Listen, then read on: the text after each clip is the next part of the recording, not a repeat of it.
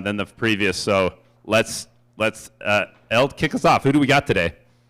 All right. So hi everyone. I'm Elle Griffin, and what I'm going to do is we've got a lot of artists here tonight talking about NFTs. So what I'm going to do is I'm going to have each of us kind of go down the line and say who we are and what kind of NFT projects we've been working on this year, so you kind of get a background of where we're going.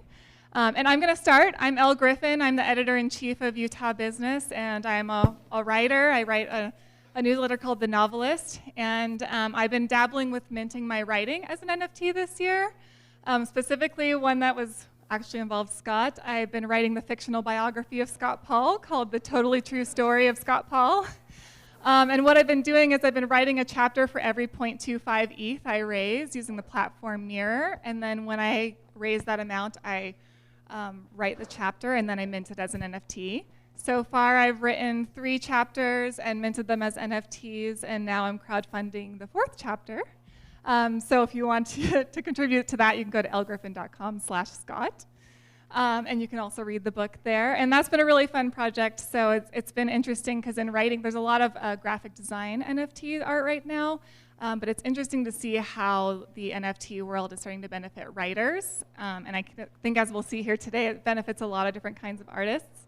But there's this opportunity, I think, where you can be part ownership in, say, one of the New York Times' best stories, or some kind of new novel, or some kind of new fiction, or what. There's so much opportunity. So I'm really personally excited to see what happens there.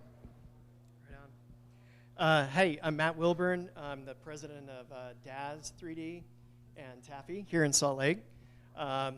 Man, the NFTs that we've been involved in this year, they range from one of my favorites, being the Bored Ape Yacht Club. Another big one that's a favorite for me is Clone X, Salt Lake based from Artifact. I know we got some Clone X fans in here. Woo!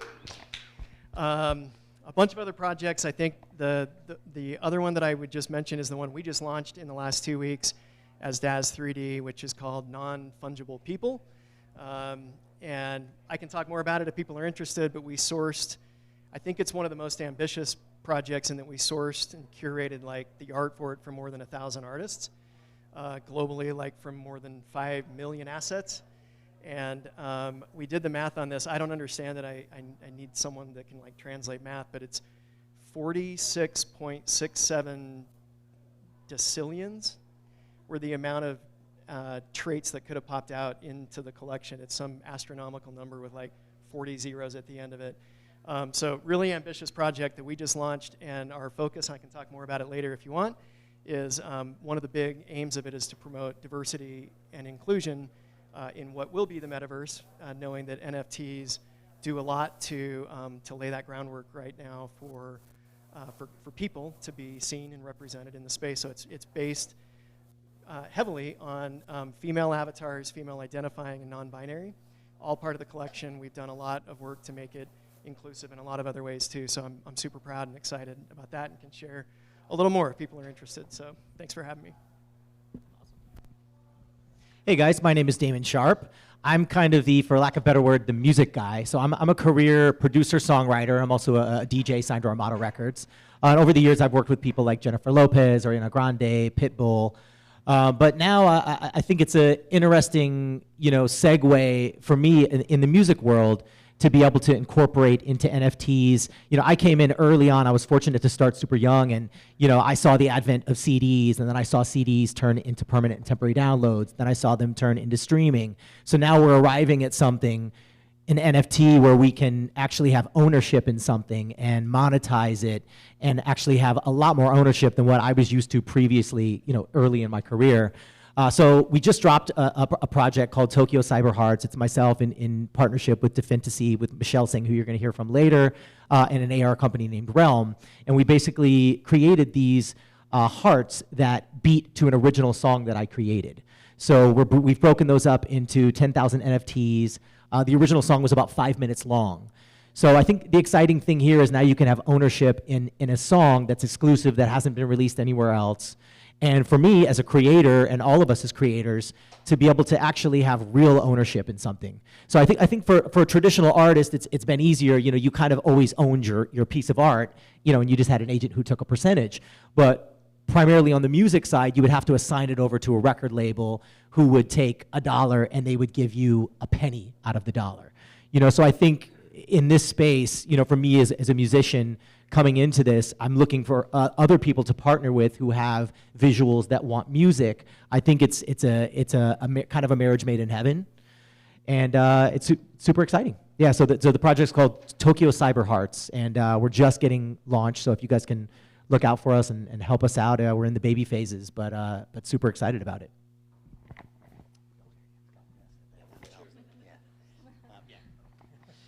I don't know if I deserve to be on this panel. I'm just jazzed to be on the show. Yeah, my name's Jon Cheney. I'm the CEO of Seek XR. And we've been around about 6 or 7 years now. And we work with many of the world's biggest brands, ranging from Walmart and Lego and REI and Nestle and tons of entertainment brands and everybody in between. We're really the largest metaverse infrastructure company. So we're kind of behind the scenes. You don't see us a lot, right?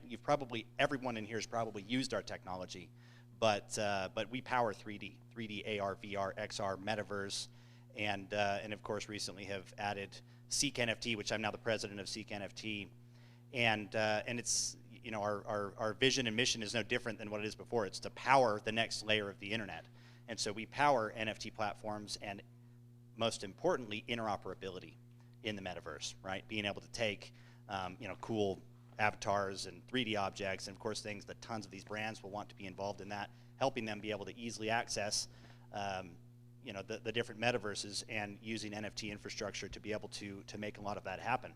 Taking a 3D model of a shoe and putting it into a format that works well inside of Sandbox or Minecraft, which is super low, lo-fi, as opposed to something like, taking that shoe and putting it on your character in Fortnite. Really, when it comes down to it, it's just a bunch of 3D pipelines, right?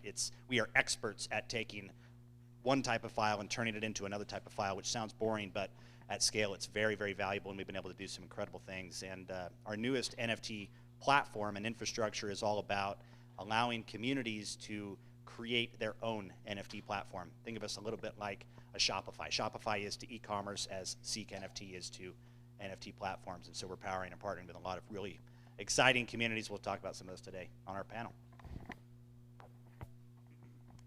Thanks. I'm Emily Higgins. I'm the Director of Communications and Special Projects for Uplift Aerospace. So we're taking a slightly different tack to the wonderful creatives up here, and we're trying to marry science and art in the project that we're doing. So this is our first NFT project. It's called Space Plus NFT. And what we're trying to do is give greater access to current space exploration through an NFT project, so bringing in private citizens and a community and giving them access to things that normal people wouldn't be able to have access to through our unique partnerships. So we've recently signed a contract with NASA on the International Space Station. This morning we just announced that we're also going to be working on the Orbital Reef Space Station, but with Sierra Space Co. and Blue Origin. And so, thanks. And so we're really excited about Web3 in space. We think Web3 has amazing applications in space, from VR, AR, blockchain, and NFT technologies. If you think about being in space, like if you can just imagine that for a second, you're floating around in a capsule, maybe you're orbiting the moon for 2 weeks, what are you gonna do? You need something not only to entertain yourself, to keep your mental health up, but also maybe you want to buy products or engage in transactions. And through NFT technology and blockchain technology, you can actually do that, and you can have a verifiable ledger that allows that to be completely transparent. So we're so excited to be here. We just launched in early January, and we're just starting to develop the community. We are able to offer real utility for our members, including giveaways like suborbital space flights, zero gravity space flights, as well as access to, yeah, it's cool, right? As well as access to our payload space on the International Space Station. So we really want our NFT community to be part of history, to be part of this first phase of humanity in space and leaving Earth's surface and having a real presence there. And yeah, I mean, that's us. We can talk more about it later. Psyched to be here.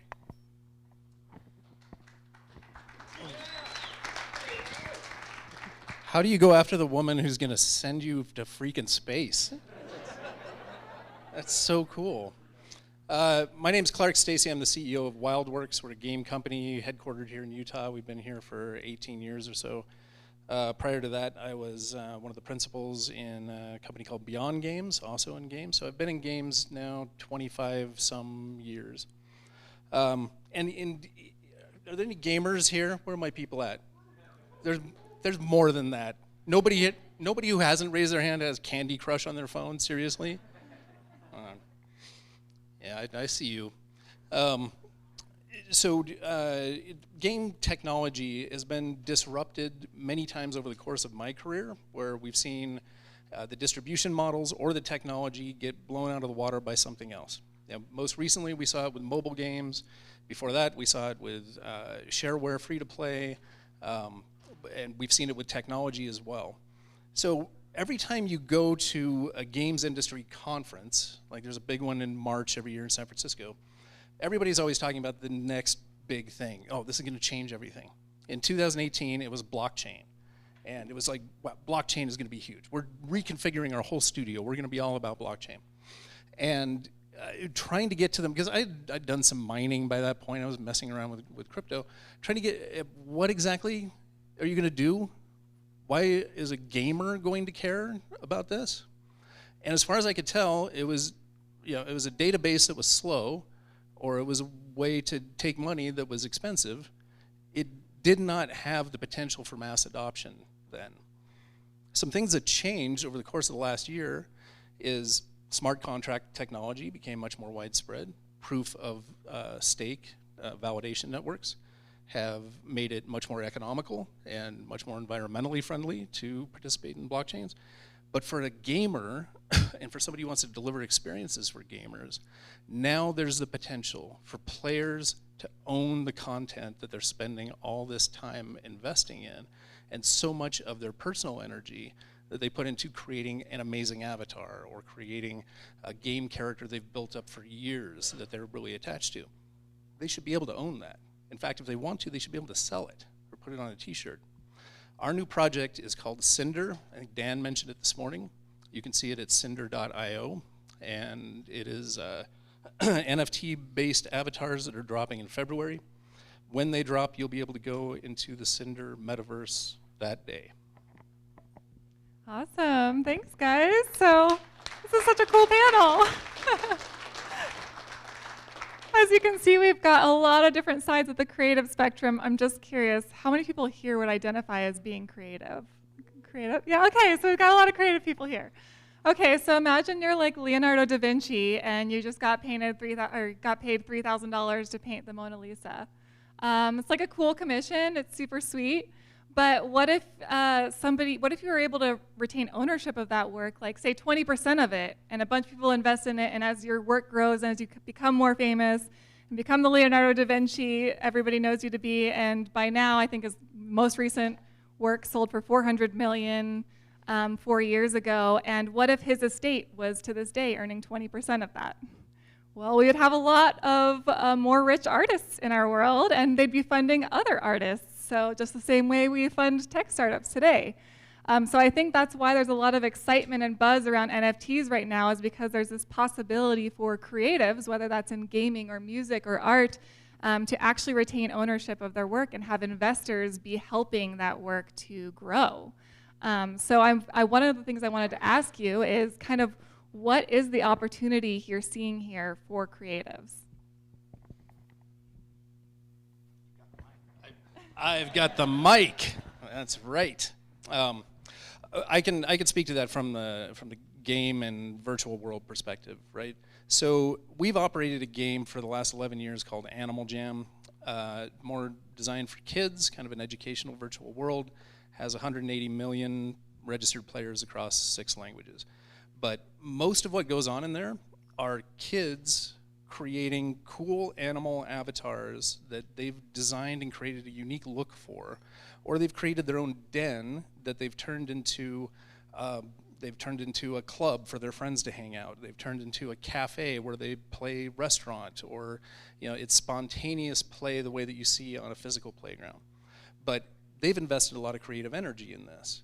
And part of what induced us to really take a look at this technology was we were starting to develop something similar for older audiences, and realized that if people are going to invest so much energy into this, we had some creators that were making music videos in Animal Jam that were getting millions of views. We had kids whose YouTube channels playing Animal Jam put them through college. Like, they should own what they're building in these worlds. They create these really cool, unique looks. They should own them. And as Dan was saying this morning, as they get into games and you're playing a PvP game, you should have battles with real winners and losers. But you should also have trade and exchange on the creative front, and that's the part that I'm most excited about. Whenever anybody asks me for the elevator pitch for Cinder, it's Etsy meets Burning Man.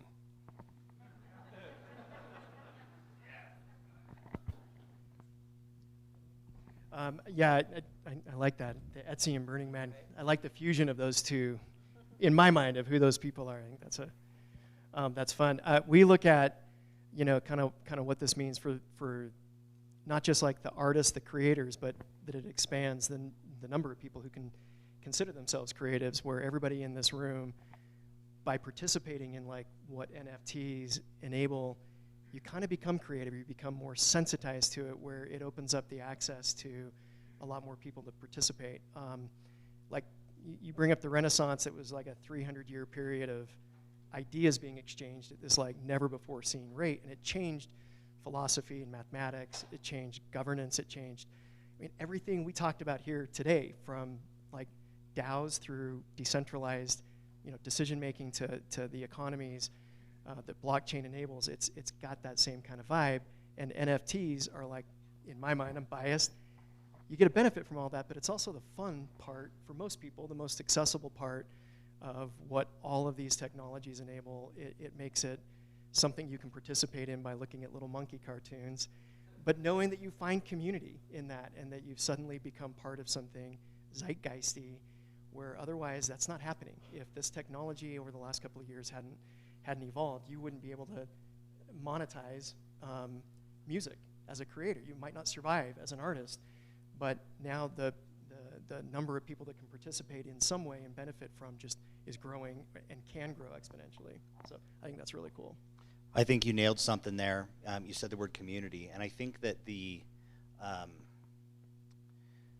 value that is coming and will come from NFTs right now.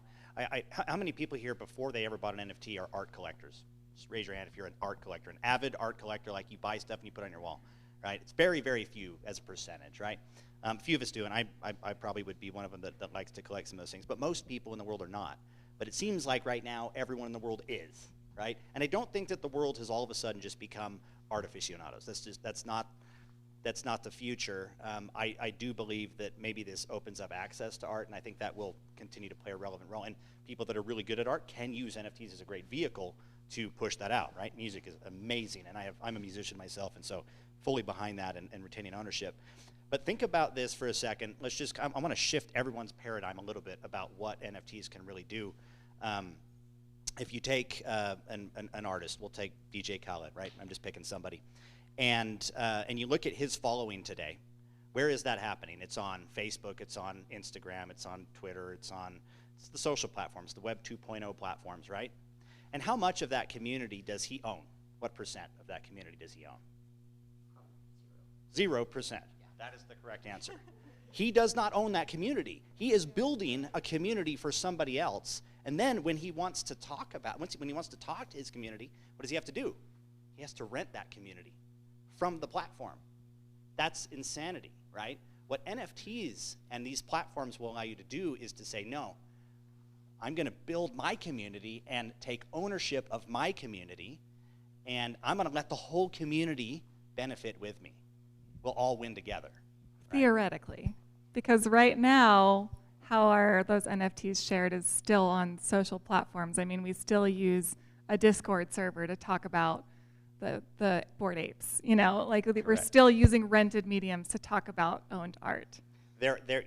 Absolutely. What I'm saying is that is not the future of NFTs. It is the current state of NFTs. How many people like Discord, other than using it for actual gaming, right? I can't stand Discord. Although I like Discord, like, for example, I've played Fortnite on Discord, right? And that's how I communicate. I mean, that's what I used it for, I don't know, 5 years ago, whenever that was, however long that's been out. But in reality, Discord is unusable today. I open it up and I have 50 groups that I'm part of because I'm active in the NFT community, and I can't even begin to follow everything. So it's not the answer. Sounds like a personal problem. It's not the answer. It is, sure. It's a personal problem that I want to fix, and if I fix it for myself, other people will benefit from No, that. I feel you.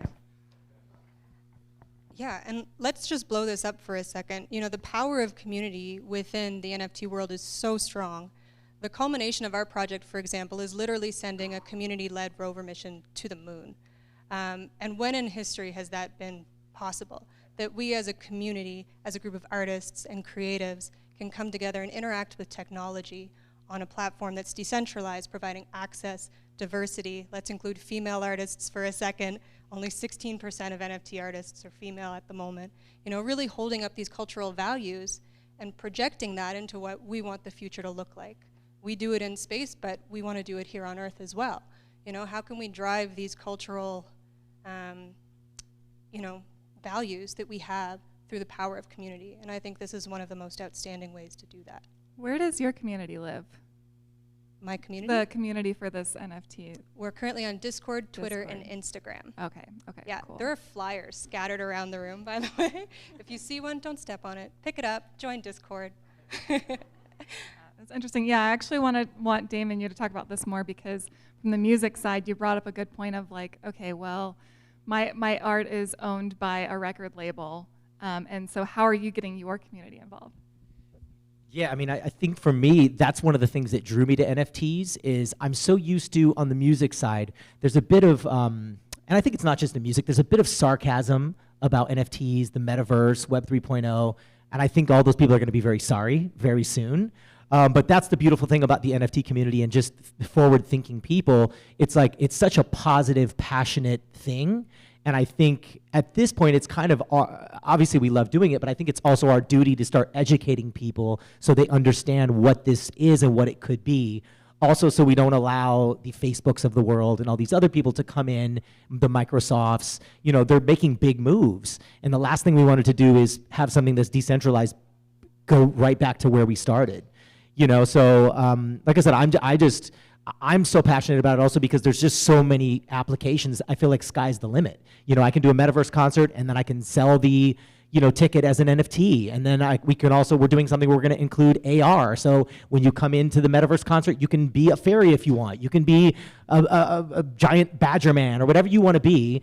And then you can purchase that AR after if you have a certain outfit you want to wear. I mean, there's just so many ways to be creative, but also monetize it, so then we can do what we really love doing, as opposed to always having to kind of, you know, shift and say, oh, okay, cool, I'll do this, and oh, okay, you're gonna give me this percentage, okay, I'll take it. I feel like everybody in this community is so open, and we all want to help each other, and I think if we do that, it's just gonna take it to the moon.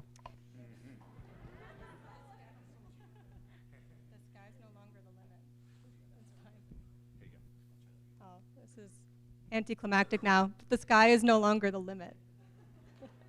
Neither's the moon. Got it. Yes. Hey.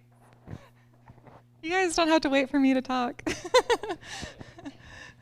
Yeah, I'll just add something to what Damon was saying there. We're in the 1997-98 phase of this right now with the web, right? When the criticisms back then were, it's all con men, it's all hucksters, why do you need to put that on the web? Why do you need an encyclopedia on the web when you can just go buy one in the bookstore, right? And, you know, and people are paying millions of dollars for dumb domain names like wine.com, and, you know, it's all fluff and hype and BS. Yes, there's a lot of that in NFTs right now. It's how technologies get started, and there is a gold rush, and there is there's more heat than light at the beginning of it. But the platforms that emerge from that and the I think everybody could agree that the web has kind of been a net benefit to humanity ultimately, despite its detractors. And even the people who disagree with that are going to be disagreeing about it on the web. So I think you're going to find something very similar with NFTs shortly, because it's not a JPEG that you claim you own and anybody can right-click on. No, it's a distributed computer. It's the ability to run public, secure code over the internet. That's the exciting part of it. So yes, you can own digital objects, that's part of it. But this is how you're going to have your grocery store loyalty card. It's how you're going to get into a movie. It's how your Delta points are going to accrue, except you're going to own them in a way that you can't now. Does this crowd already understand why you would want to buy an NFT, or does that sound stupid? We're all already bought into this? How many people own an NFT in this crowd? Okay, cool. Just making sure we're all in. Okay, since we're already full send on this, we can just skip all that part. Okay, so Could I ask yeah. people, if you want to raise your hand, how many people would say you're like an NFT skeptic, even a healthy skeptic? Even if you own one. Yeah, I mean, fair. Okay, cool. Okay, cool. Awesome. Yeah. I will say, I'm not an NFT skeptic, but I am skeptical if we can maintain the current pricing. Yes. Yeah. Let's talk about some of those barriers, because I think that's kind of some of the hurdles we need to go over. I know even in my project, it was like so much excitement at the beginning. The first 3 chapters were funded, and then because my project was built on the Ethereum network, gas prices shot way up, and suddenly it was like, oh, I would love to invest $500 into Elle's book, but I have to pay a $300 fee to do that. Like, that's not exciting. That doesn't go to the artist at all. That's not an investment in the project. It's just a fee. So that has essentially leveled off my project completely right now.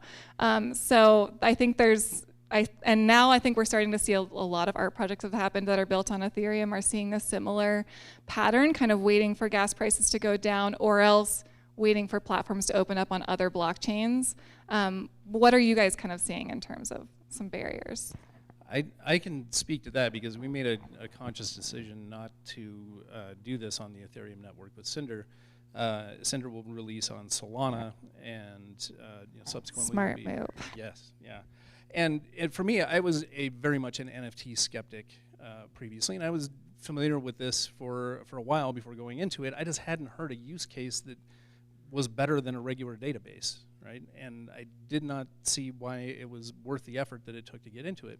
And I tried crypto games. I tried playing things like Axie Infinity, and I'm like, okay, this is a cow clicker for somebody in the Philippines as a side hustle, right? This is not fun. Nobody's going to play this for fun. So I didn't get it. I didn't see the utility of it until things like Solana. Now you've got something that is faster than the Visa network and has about the same carbon footprint, if not less, than the Visa network, but is more secure, more transparent. You can see what's going on behind it. You ever look at how many hands a Visa transaction passes through online? You're talking about 10 to 15 different data transfers just so that a lot of people along the line can grab their little pound of flesh and steal your data to sell, right? It's not a good deal. It's easy for us to use right now, so it seems like, oh, well, yeah, of course, that's prima facie obvious that we should be using the Visa network. Wait until this matures a little bit. It'll be much more obvious.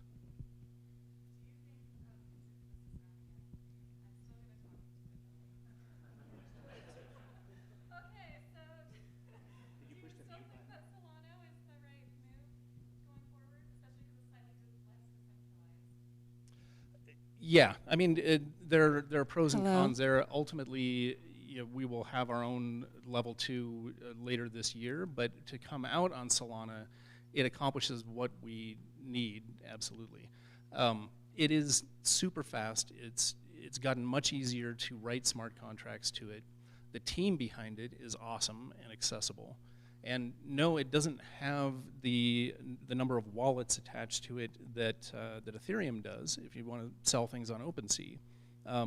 But it also doesn't have insane gas fees. It costs a penny to mint an NFT on Solana, and it happens instantly. And by the way, I know we've got some wallet making people here.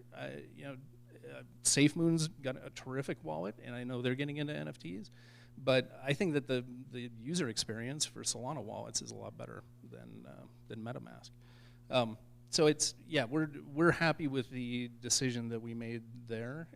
For us, the NFT drop that we're doing in February is not just about raising as much money as we can and then going onto Reddit and trying to figure out how to make a video game, which is what all these other NFT metaverse projects are doing.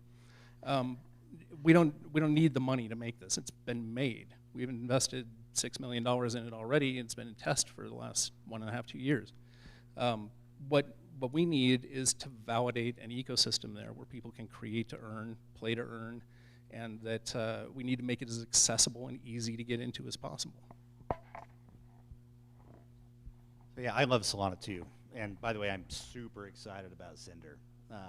Been following you guys really closely, and that's really fun. I mean, I was a WoW player back in the day, like 2004, like way back in the day, and it'd just be cool to pull out some legendary item and you're like, wow, this actually has real world value. I could sell this to somebody, and I just think that's fun. I don't have time to play WoW anymore, but it was fun while it lasted for me. But anyway, I think to kind of address some of what you were saying in your question and some of my comments earlier, I think there's going to be a substantial transition between Web 2.0 and Web 3.0, and I don't think Web 2.0 is just going away, right? I think it's going to be around for a very long time, and even these social networks are going to continue to be. There has to be kind of connections between them, right? You're going to still talk to people on Twitter and Facebook and Instagram, and those aren't just going to disappear overnight. They're too big. There's billions of people using them. They're not going anywhere. Discord, I still don't agree with, and that's just me. But either way, I think there's going to be a lot more development. Even Solana, 2.0. I think Ethereum 2.0. All these things are going to continue to make it easier and better and faster and more efficient. They're clearly better than Visa as your example there. But I think to get a huge amount of adoption, like you were talking about with your project with payments, for example, there has to be things like Nifty Gateway, right? Immutable X, things that make it easy to use whatever you want to call it, finance 2.0, finance 1.0, I don't know what you call it. Credit cards, debit cards, right? Things that people know and can use today. For example, we haven't announced this yet, but this is the goodest place to announce this anywhere. We're about to launch a BYU athletics NFT platform, and it's going to be unbelievable. It's going to be awesome. But if you were to just look at Lavelle Edwards Stadium, and I'm sorry, Utah fans out there, I like you too, but we're going to focus on BYU for a second. But you look at this stadium, 65,000 people. How many of those people are comfortable using a Phantom wallet or a MetaMask wallet or one of these things? And no one's going to pay $150. It's tiny, right? It's a very, very, very small percentage. And so in order for that platform to be successful, it has to be, hey, use your debit card or whatever. Airdrop, if you show up to the game, you get airdropped an NFT. I mean, little easy things like that that are just really cool ways you can start to engage your community, provide real-world benefits, and add a new layer of excitement to a community that already exists. But it's got to be a transition from, it can't just be straight into the wallet. Everyone here can do that, and there's a good-sized market out there that's growing that can handle that. But again, back to like Giddy and everything they're doing, right? And some of these other platforms, they're trying to say, how do we make DeFi super accessible to anybody to just click to stake? You don't have to go on to Pancake Swap and Sushi Swap, and you start to get into those things. The test is, can you tell your dad about it, right?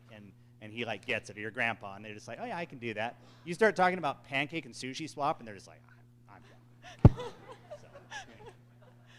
I mean, that's to the point, right? It's early, and everybody right now that is getting involved is the early adopters. As I started seeing all these writers use NFTs, I was like, well, the only way I'm going to understand this is if I actually start doing it and buying some of these NFTs and then selling some of them and minting them myself, and that's the only way I was able to finally even understand what I was doing.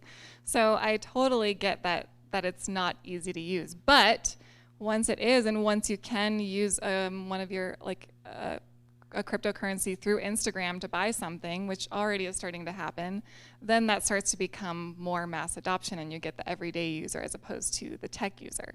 Are any of you guys seeing that already, or are you still just seeing the early tech user?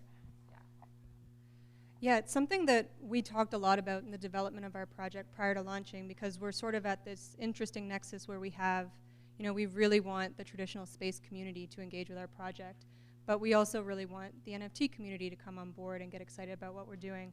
And so the balance for now, until some of these really innovative technologies start being more mainstream is that we're creating communications tools to teach people how to use what's currently available.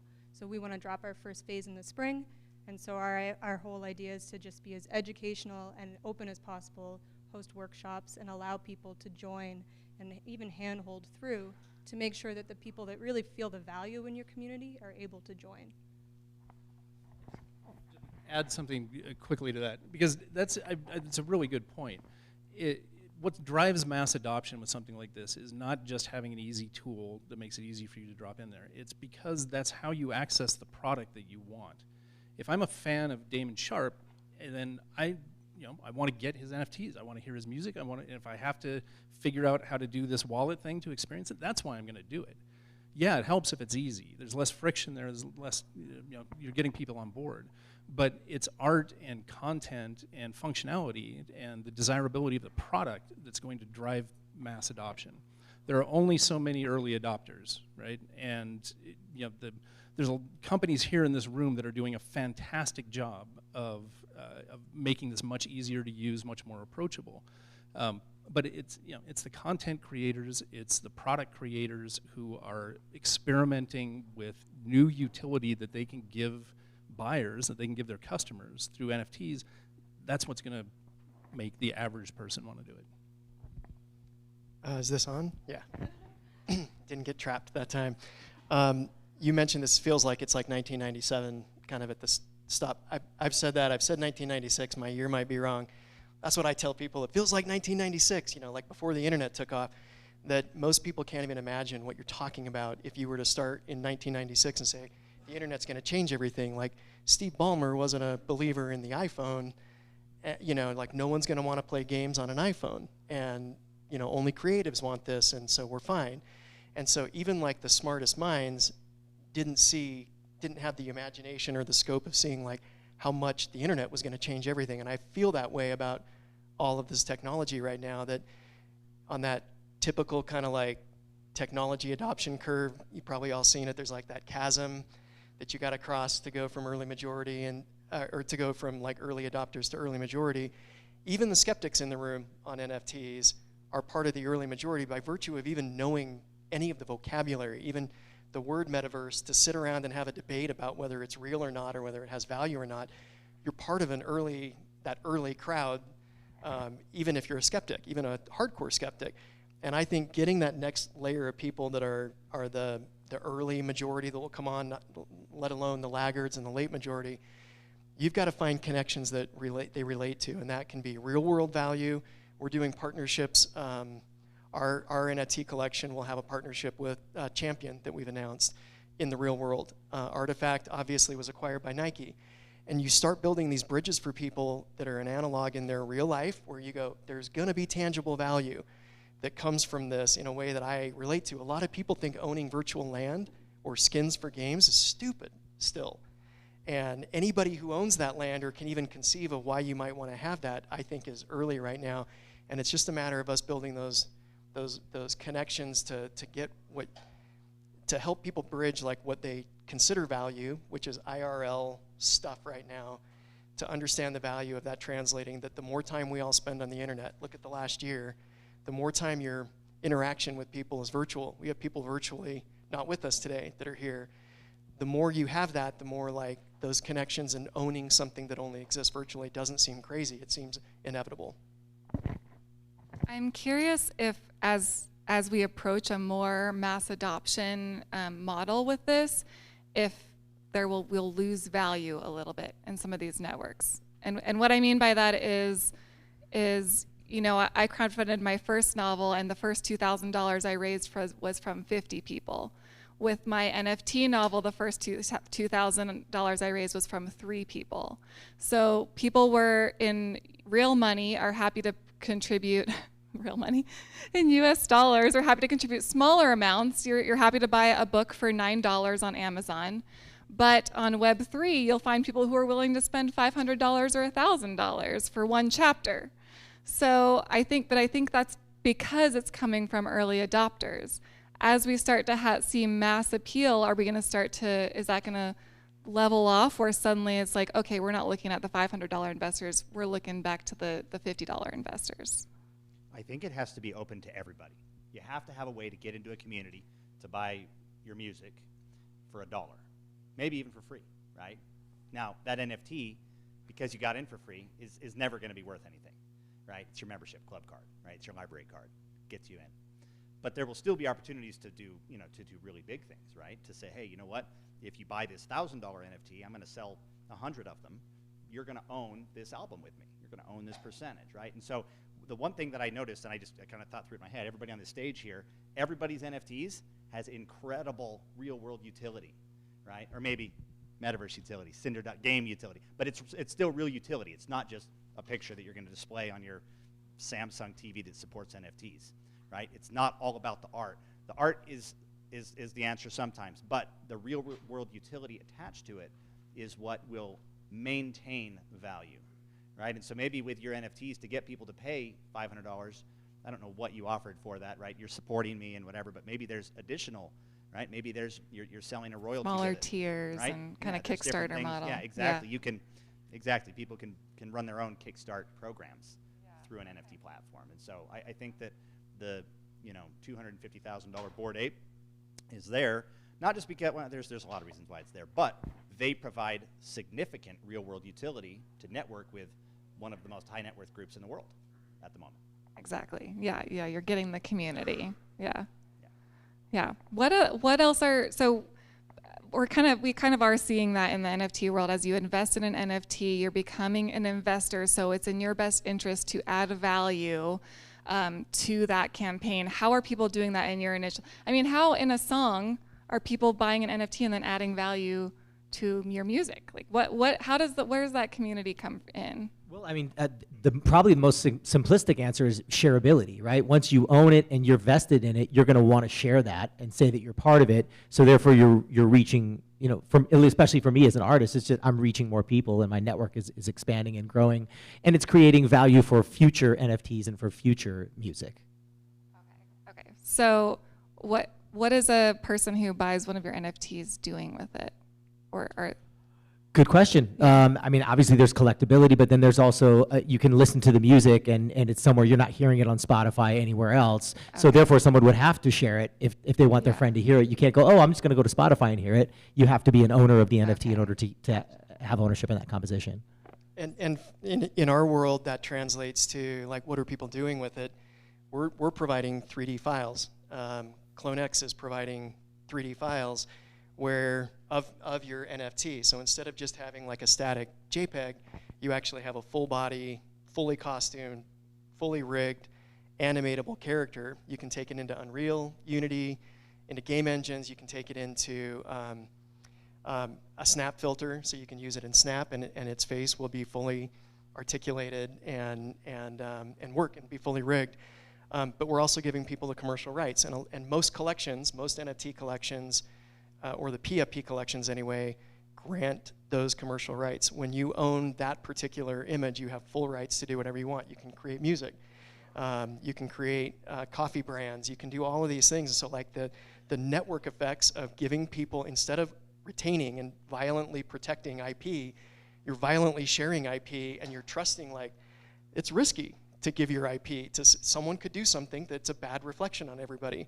That can happen, and so that's a drag, that's a friction on adoption, but you're trusting that this community will, with those files or with the rights that you grant people, that they're going to take things in a creative place that you hope you're comfortable with, and you hope that this is all part of being decentralized, that there are good actors more than there are bad actors, and so those are things we're trying to do for people to have, like Zoom calls and their Google Meets calls, to be able to use that avatar even in just daily fun interactions, and all of those things are ways that the community gets involved and gets like some real practical usability out of it. I think to me that's the most fun part about an NFT, is the value that the individual purchaser or user gets to add to it and add to the community. I mean, in the writing world, a lot of, in traditional publishing, people really hate fan fiction because it's like, they're taking my idea and making their own ideas. But like in the Web3 world, that's kind of the point. So like, go for it, make as much fan fiction as you want. We're just adding value to this one core idea that I had, and that's so cool. It's like, it adds the community element, which I think is really awesome. What are your guys' communities elements like? And then we'll take some questions from the audience. Yeah, to the point of what you were saying about, an owner of an NFT feels compelled to go in and promote it or pump it up or them. That's because most people buying them right now are speculating on them. And their interest in the NFT is not its utility, it's not an intrinsic value, it's can I buy it for this and then flip it for this. And in order to flip it for this, I need to go out and pump it up on Discord or pump it up on Twitter, and it's all hooey by and large. But they're keying off of some communities that have had real utility, Bored Apes being one of them, and it's demonstrable, and so people see that it's possible. Utility is what everybody and all new NFT projects are talking about right now. And when you read the fine print on what the utility actually is, they don't sound like the projects you're hearing up here. I get actual 3D files. I get to go to freaking space. I get music from an original artist. I get to actually participate in that artist process. The communities that we want to build are people who use the NFTs, that hold on to them. You'll be able to make money with your NFT in Cinder because they're play to earn, create to earn mechanics. But we don't want people just watching the floor price and seeing when they can flip it. We want people who are going to use them and ultimately maybe rent them out or possess them. And yeah, they'll be super cool because they got the first generation Genesis NFTs from Cinder, and there'll be some of that FOMO Bored Ape stuff around it. But that's not the real point. The real point is to get people in there who are using them and owning them because they have intrinsic value. Yeah, and we kind of follow on that tip as well. We want people to be active members of the community that are, we hope they want to go to space. We hope they enter into a giveaway for a suborbital space flight. But we also are really focused on providing additional opportunities for ROI, so not just flipping your NFT and then saying goodbye and never being part of the community again, but providing additional opportunities to airdrop NFTs or create NFTs together as a community in space, on a lunar rover. Like, that's kind of insane. Or be able to have, like, maybe you don't want to go to space. We have met people that are like, no thanks, I don't want to go to space. We don't connect with those people very much.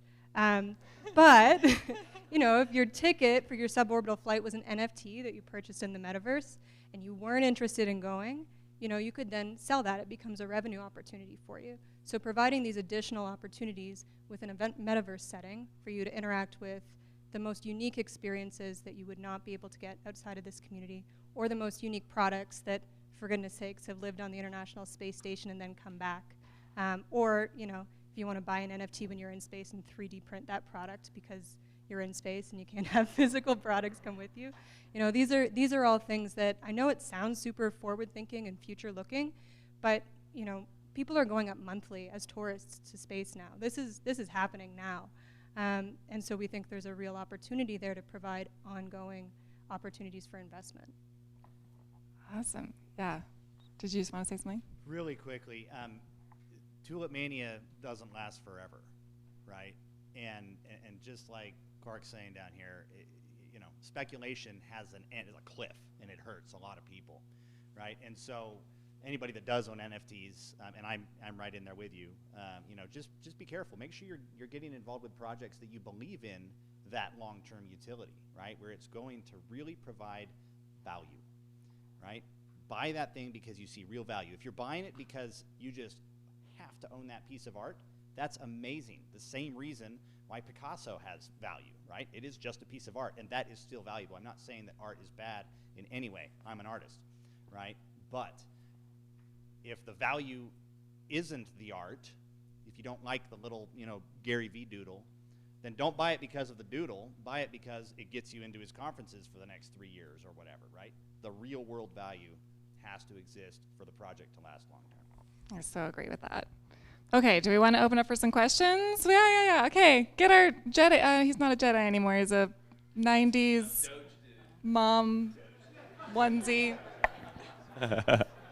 I'm one of the variations of an NFT. So my shoes are gone because they exist only in the metaverse thanks to Artifact. Locally, do you guys know Nike bought a company here in Salt Lake? That's crazy. That's next level. Yeah. I have some of those shoes. They're not on me right now because I'm not yet minted into the metaverse. But let's do there's a lot of questions here. This is the hardest panel for me because I'm thinking we're in Tulip Mania phase of NFTs. I can't bring myself to buy a Bored Ape. I can't. So if you're any out there non-believers, I'm trying to be converted. I sat down with Jon today and said, please, I'm of little faith. Help me see this NFT. And then he explained what he did with like access to communities and Rihanna or DJ Khaled and stuff. And I kind of got it. So this was great. This was very informative to me. I learned a ton this panel. Any questions out there that we need to cover that were not answered? Let's go right in the front row. Boston. I would say this is more focused towards gaming. But I've noticed in the gaming community that as more companies have been wanting to adopt NFTs, namely like Ubisoft and so many others, the community around them have been actually against it. And I really would love to know your thought on why that is. I'm a gamer myself. I love gaming. I do it every night with my wife as well. And it's so shocking that people would be so against companies entering into this space. And I would love to know your thoughts on why that is happening. Yeah, I wrote a Medium article about this, actually. You could look it up. I reference a friend of mine who had a company in a game called Club Penguin that was very popular a while ago. Designed for kids. They had painted up on their wall, if it doesn't matter to a kid, it doesn't matter. If it doesn't matter to a gamer, it doesn't matter. And Ubisoft's messaging, these other companies' messaging is, we found another way to take your money. We weren't looking for another way to give you our money, right? You did that with loot boxes, and we didn't like it. You did it originally with free-to-play, and we didn't like it. What they're looking for is, how does this give me an experience I couldn't have before? How does this enhance the game experience? How does this get me deeper into the fiction of your world? How does it enhance my feeling of ownership over the energy I'm putting into it? I think that's the mistake that's been made, is that they've kind of dogpiled into what this is another payment method, and really that's not the exciting part. Does that feel right? I mean, Web3 is not about another way for a big corporation to make more money. It's actually giving ownership back to the gamers, to the people, so if they're doing it the wrong, if they're not doing it Web3, hopefully it's up to us to make sure that that's what Web3 winds up being, because they're morally bankrupt companies that would love to own the metaverse. Yeah, we're not, no Facebook They'll guys. We know that Meta's not the metaverse. All right, who's next? I'm gonna go back on this row. Real fast. Good question, right? You got it going? Okay, good. So Zach from the DIY Wealth podcast. First off, I think you guys are doing a great job articulating this space, because it's been a very hard space for me to learn. My question is, I'm seeing things emerging like CryptoPunks, Bored Apes, Neo Tokyo. I understand the whole reason we're here is this idea of decentralization and potentially wealth redistribution. Do you feel we not run some risk with these higher barrier to entry projects where power consolidation, manipulation, and elitism starts emerging again?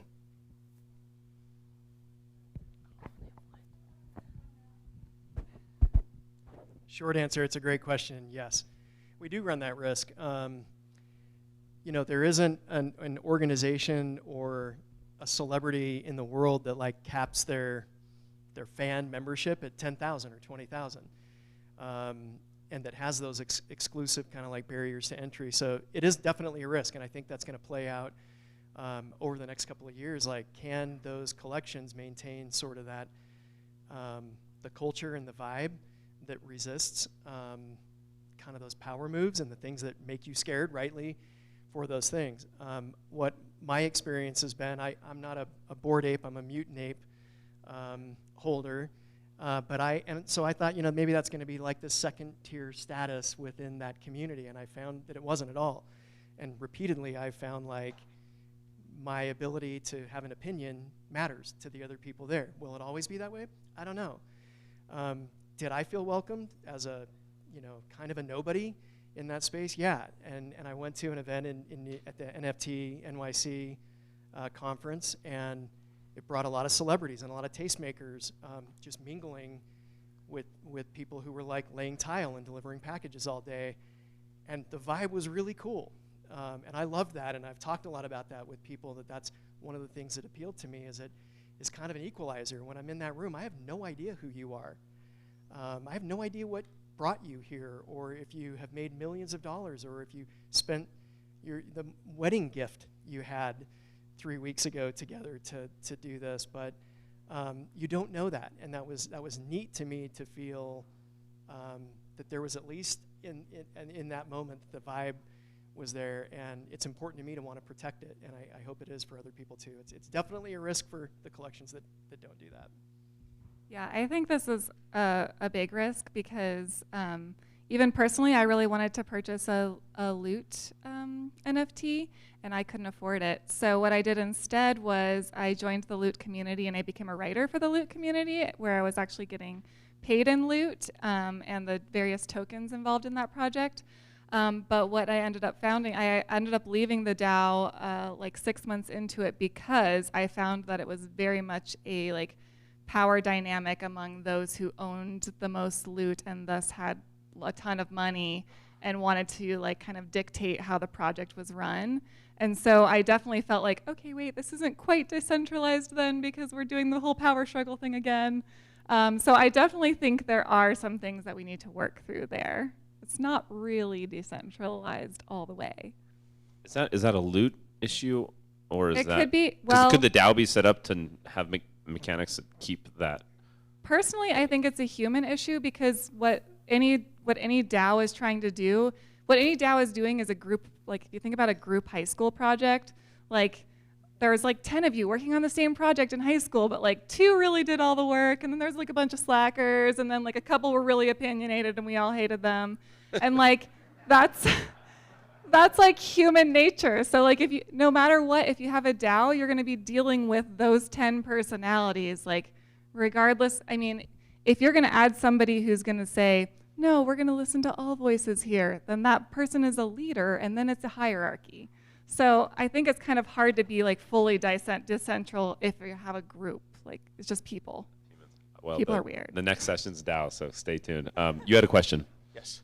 Hi guys, love the panel. I am Paras, and I run this. It's called Leaf DAO. It's a metaverse wearables brand that you can wear wearables in Decentraland, Sandbox, and it's got an IRL utility also. My question is, though I come from this background where I'm putting a high focus on utility, but I've always felt that it can happen other way around also, that if the brand is in place, the utility can also come to the brand. For example, we have done a lot of one-to-one work for Bored Apes and Lazy Lions. Now, this is a utility going to them because they are a certain brand, right? So what are your thoughts on this? Is it really important to be obsessive about utility from day one, or the vision or the brand that's being built, the community that is being gathered can also be important, and the utility can come later? What utility does the Nike swoosh give, right? Nothing, right? But I pay for the shoes, right? And you can go buy the exact same shoes or very similar for much less, right? And so there's absolutely value to a brand, and that can be a real utility, right? Being part of a club, being part of something, a status symbol, owning a Beanie Baby doesn't have any, utility, right? I mean, you can give it to your kids and they can play with it and probably put it in their mouth if they're young enough, but that's about it, right? It's a chew toy. But there's no real utility, but it was cool. It's a status thing, right? And so I think that is something that exists today, maybe to the tune of Tulip Mania, which is, what we're kind of warning against, but I think brand is still everything. The image matters.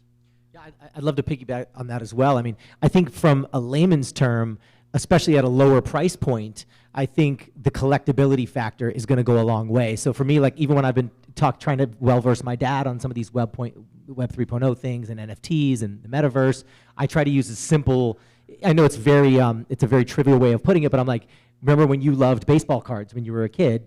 Now you can go in the metaverse and you can own, some shoes and a hat, and it's kind of the collectability factor of it. But like again, that's outside of the utility uses. But I think there will. I agree. I think at a lower price point, there's a lot of value in the simple collectability factor, especially once the metaverse starts really rolling out. I think I want to be in there. I want to have 10 different outfits. I want to have, something that I can't have in the real. I want to have some wings. I want to have some roller skates. Who knows? Sky's the limit. And I think, yeah, obviously those have utility within the metaverse, but outside of the metaverse, you can't really do anything about it except show somebody, oh, look at my cool collection. But then again, like you said, Clark, that can be sold later. You can say, hey, you know what? I'm good with this, but I want to sell this, and then there is value. So, I want an Iron Man suit. I think if the basis of your brand is exclusivity and collectability, then yes, the brand can come before the utility, before the product. In general, great brands are made out of great products. And in this space, there's a lot of brands being built that, jury's out if there'll be any utility there. So until then, the utility, I guess people would say, is in the community. But sure, there are brands whose entire value is not based on the quality of their clothing or how comfortable their shoes are. They're based on their exclusivity, and those are really well-managed brands. It's possible to do. Personally, I think it's harder to start there than to start with building a great product and make a brand out of that. All right, we got a question back here. I know this individual because he has a real-world brand, snowboard brand. He's actually building snowboards for Shaun White with Kemper. And so give it up, Jib. Tell us what you're doing with NFTs. How's it going? Jib Hunt, owner of Kemper Snowboards. My question to you guys is, so I have real-world physical products. What do you think about the idea of when you buy a physical product, you also get a digital version of it in NFT? I think it's very cool. I think there needs to be some utility, some real world, why, who cares, right? So what is that? Like what could he do with a snowboard? I just got one of these and they're amazing, but it didn't come with the digital image. Because if it did, it would be worth a lot more than a snowboard, right? It isn't unless you can do something with it, right? I don't think that's the case. I can't do anything with my shoes that are worth $60,000. For sure, that's totally true. But if you have maybe a 3D snowboard, right, then you can use that in the metaverse, right? That would be cool, right? That type of a thing. If you can. Can you make that happen with Seek and Jib? Absolutely. That's all right, done. Ink that deal. That's exactly what we do. So we can talk to you, but yeah, I think there's room for it, but we could sit here all day and have a 2-hour discussion about all the ways that you can actually make that happen. Mm-hmm. Collecting sneakers in the real world, and old snowboards or skateboards. Think of all the stuff you owned as a kid. Can you imagine if you had a digital version of that stored up? I think it's awesome. So I think that could be cool going forward with brands, physical brands, having a digital version or limited edition that could be traded digitally, like maybe you still have a sneaker in the closet or a snowboard or skateboard on the wall. As the metaverse grows, that's going to become more and more important. And how cool would it be even if I wish I got one of your 50 that you just sold. I tried to get it, and I was mine's for sale. I was yeah, $60,000, right? I think it's awesome. But what if one of them came with the opportunity to do a quick, FaceTime or Zoom call with Shaun White, right? I mean, now all of a sudden you're getting into like, oh, this is awesome. This one, you're going to be lucky. One of 50 gets this. Those will sell out. I mean, I know they sold out in 10 minutes, but maybe they'll sell out in 5 minutes. So. Could you add value to the physical boards in later? Oh, sorry. What if you create a snowboard that makes you jump twice as high in a video game that involves snowboarding down a hill? Like, then it starts with digital, and then you can come out with a physical product that looks just like it later. Like, I almost think you start with the digital in that case, rather than starting with a physical product and then. Can I add to that? Like, yeah. Yeah. Exactly. If you started digital, you could do all of these things because you're selling a token that gives you access to Shaun White, gives you access to a game or a board in Decentraland that you don't have to snowboard. You can snowboard upside down. You can do whatever. All the things I can't do in real life, you can. But that I can't do in real life, I would be able to do in a virtual space. But like there's a distiller, I'm forgetting where they're at, that just sold a key to basically be able to have access to like their private reserve anytime you're in country, and to have experiences no one else can have. And if you start with the physical product and that's who you think you are to your consumer, that's who you're going to stay. If you can switch that on its end and think digitally, I can mean something differently, then if you start digitally, it can have all of that real world utility that you just layer on afterwards that allow you to get interviews or boards made or you name it. Like it reinvents like the entire business model for a lot of different industries. I mean, you can do more things with a digital snowboard than you can with a real snowboard. Suddenly you can go upside down and do all these twirls and do all these crazy things that a person couldn't really do in real life. I think that if it comes with that functionality, that's awesome. And we're literally going back to Shaun White's game that was like 10 years old. It's like, are we going back in time with the digital? It's all been done. He should relaunch. Shaun should just come back and NFT his whole game. We'll all play it again and win real snowboards while playing it. This is weird. What much time do we have, El? 8 more minutes or so? Okay, we got 2-3 more questions left. I'll get over there. So I'm kind of an NFT skeptic, and one thing that I've noticed while spending a lot of time on Twitter is there is a huge divide between the NFT community and the crypto community. How do you approach that and bring us closer with more understanding and bridge the gap between, tokenization and NFTs? Because that seemed hard to overcome for me. I'm on a different Twitter than you are. Yeah, I don't know. I don't see that a lot. I haven't seen a ton of that. But you're on the wrong Twitter. You're on the wrong Twitter. You're in like a different metaverse or multiverse or whatever that is. You've got too much. Yeah. No, but there is definitely this. There is NFT skeptic Twitter out there. And there's even spaces being held that are like really worried about the Bored Ape Yachts Club, like diversity issues and all that stuff. Real quickly, so it's all digital, but do you think we're going to be in Halloween going to have all Bored Ape like monkey masks being sold at the stores and stuff? Like, are we going to see it go physical? Yeah. Yeah. So one person could sell that if they wanted to. I don't know if the whole collection does it. Yuga Labs could, but they've opened the door up, I think, to 10,000 other people to be able to do that first. So it's kind of down to an individual level because they each own the copyright individually, and that okay. I think probably if it's attached to a specific celebrity, I would say, because I know Yeah. in the hip hop space, there's a lot of rappers that have them.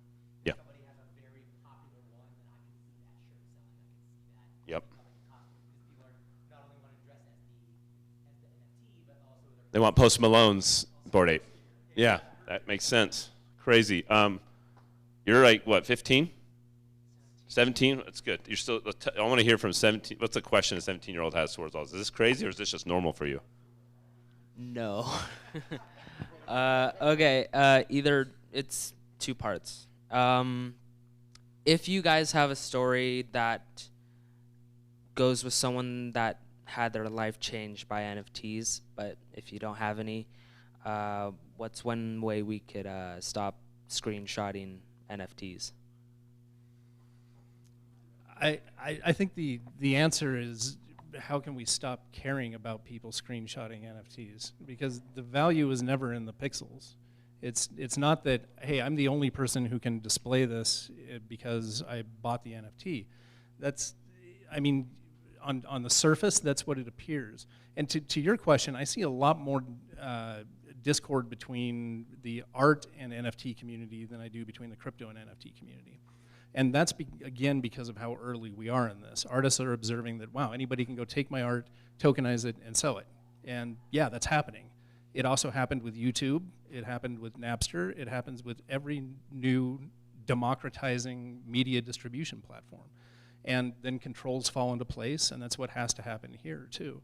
I think that, as we've been talking about utility in NFTs and value outside of the pixels and the JPEG there, and that's really the answer, is that as nobody who's buying NFTs for anything other than pure speculation cares if you're right-clicking on it.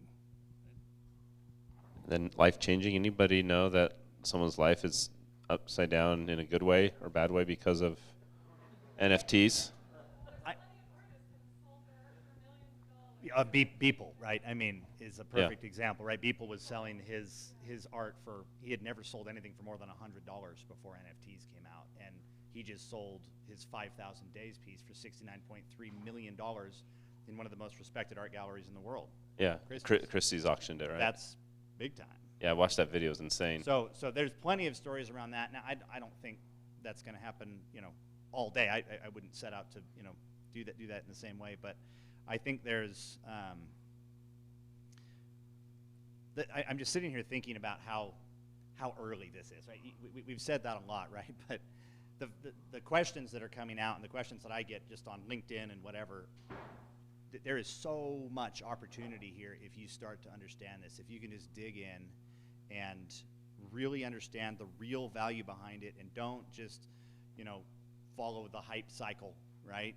Dig below that and say, okay, what is the real value here behind this technology? Everyone in this room is perfectly positioned to do very, very well in life if you can adjust your business, whether you sell snowboards or electricity. It doesn't really matter. Everything in between, there are ways to bring NFTs into your business in a way that will benefit your community and give you more opportunity to make an impact on the world. I'm gonna just take a question real fast. I get asked every day, where does someone go when they're not just trying to buy the hype cycle, but they're like, I want to NFT-anize my company? Where does Jib really go if he wasn't right here and I just did a virtual deal making thing right there? Like, who would he call? 1-800 get me on NFTs? I mean, this is real. This is real. I mean, you guys do it. Like, I know right at Tafi, you're turning down Estee Lauder. You're turning down people all day long. The Minions, you turn down them, right? You're too busy. I will say this. When I got started, it would have benefited me a lot to have someone just walk me through some things, setting up my wallet, like things we do. And I've been in crypto for a while. I had no idea how to do the NFT thing. The NFT Twitter is different than crypto Twitter. And how do I navigate what's bullshit and what's real, and how do I tell the difference?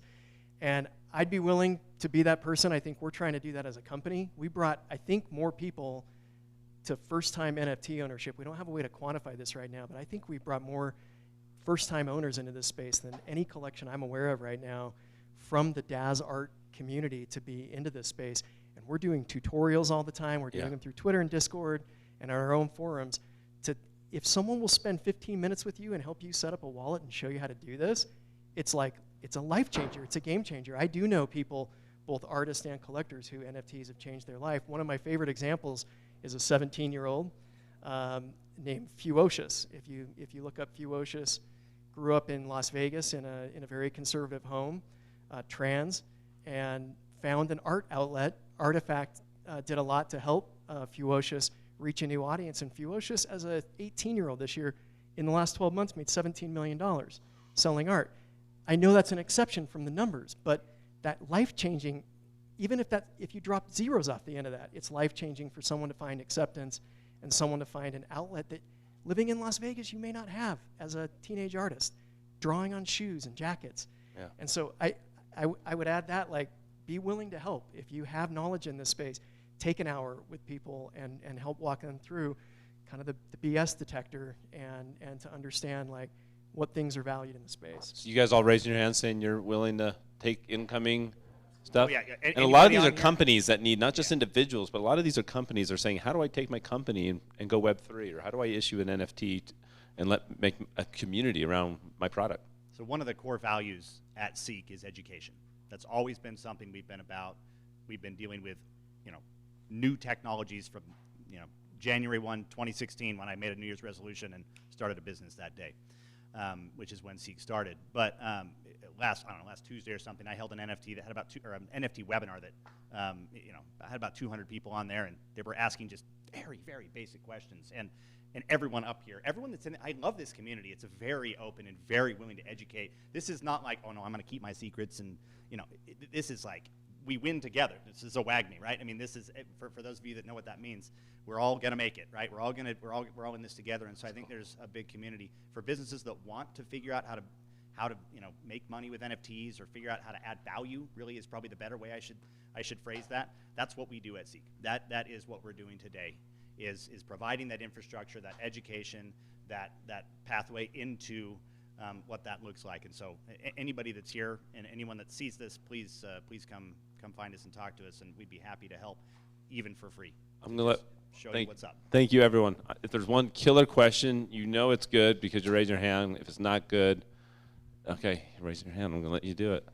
It's the last one, and then we're going on to the Dow panel after this, after a short break, and that's the final panel before the pate. Thank you, Jeff Harrison. So most of my wealth I've built in real estate, and I'm sure you guys have gotten some of those questions, but I am a skeptic when it comes to NFTs with collectibles. I think it's kind of a crapshoot, and you're taking a chance. But with certain strategies in real estate, it's not a crapshoot. I mean, you know what you're doing. You've built this, this company to do this kind of thing. So for each one of you, maybe really quickly, what would you do today if you were trying to combine NFTs and real estate moving forward? And when the hell do we get rid of title companies and mortgage companies?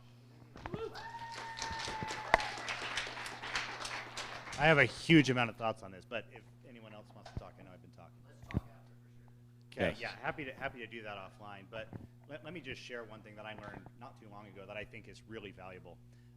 When NFTs were first introduced to the blockchain as a proposal, right, EIP 721, they were called deeds.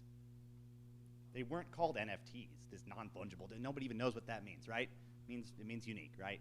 If you've looked into it, but deeds, they represent ownership, right? A deed to a house is not the house, but if you own that deed, you own that house, right? And so, absolutely, title companies, if they're not looking at NFTs, they are dinosaurs, right? They're going to be gone. They're going the way of Blockbuster for sure. So if you're looking for a business, by the way, there isn't a great title company out there that that's doing it through NFTs yet. It's not there. There's a huge amount of regulation and a huge industry that's going to push against you, right? But I'd be looking to partner with people like Homey and people that are, pushing against the grain to see. There is a company here that does it. Yeah, well, I'm blanking on what the name is. That does NFT titles? Yeah. Yeah. But we can talk more. But there's, I think, just understanding that a deed, and then token, also people think like it's a coin, right? But a token, for any developer that's out here, that's a very basic term. It's just a long hash. It's a series of letters and numbers that's unique, right? And so a non-fungible token is just a series of letters and numbers that represents ownership of something. That's what an NFT is. And so if you start to think about it in terms of ownership, and then think about it towards your business, now you can start to really open up new ideas and new ways of thinking about it, and it's not just collectibles. Realium. Fractional real estate ownership. Yeah, I was just about to chime in on that. Coming from a generation where we all, a lot of people are doing post-secondary education. We all have a ton of debt in our early 30s, which is sort of insurmountable and feels pretty crushing at night when you're like laying there thinking about your debt. But fractional ownership for real estate is a way to actually start to own assets and own property when owning a house of your own might seem very far down the road. So I think that's a super interesting application within real estate that a lot of younger people, maybe with less money, but they would jump onto that really quick so they can feel like they own something. Just add a super quick thought to that because I know we're out of time, but just to observe, there are dozens of people literally in this room that you could have that conversation with, and we'll have some really good ideas. That's what's cool about this community. It's what's cool about it happening in Utah. I'm here with Mike Lopez, our president. He and I have been to a lot of NFT meetups and gatherings and conferences in a lot of different cities, and a lot of cities that are supposed to be big tech hubs. The signal to noise ratio in this one has been a hell of a lot better than any of them that I've gone to. And we have an opportunity here. If you have questions about how to do this with a snowboard, talk to people here. We've got Web3 coders in this room. We've got people who have really cool ideas and the ability to start companies around them here in this room. Let's build it here. Yeah, Utah. And by the way, we have a Discord server. Cryptopia has a Discord server. Don't John it, but hold it, Marie Kondo your Discord servers and hold it in your little hand. Does this Discord server bring me joy? Ours will. So come join the Cryptopia Discord server. All right, thank you guys so much for being on this panel. It was fun to talk NFTs. All right, we've got a 15-minute break. Then we're going to be talking DAOs. So come right back. Then after party. Yes.